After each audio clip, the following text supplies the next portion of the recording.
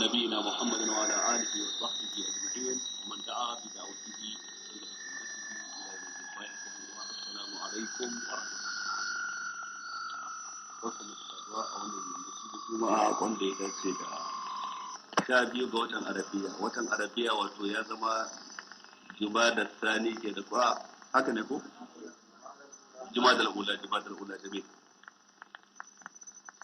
ga watan jumada al-ula wanda a shekara ta 1424 bayan hijiran manzo sallallahu alaihi wa alihi wa sallam daga Makka zuwa Madina wanda shine yammaci na 11 ga watan 7 shekara ta 2003 miladiya.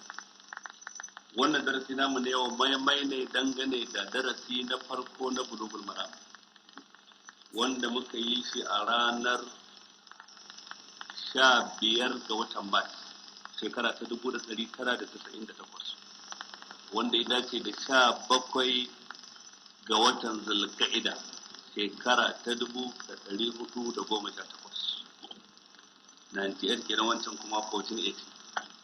A wancan lokaci muka yi darasin farko wanda a wannan lokaci an ɗauka amma bai yi kyau sosai ba yan uwa suka bukaci ya kamata a maimaita shi.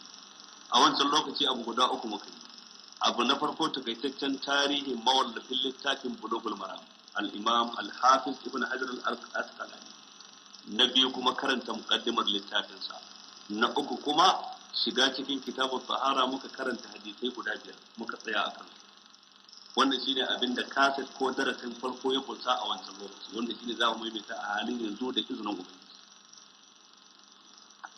Farko abin da ya shafi mawallafin littafin Bulugul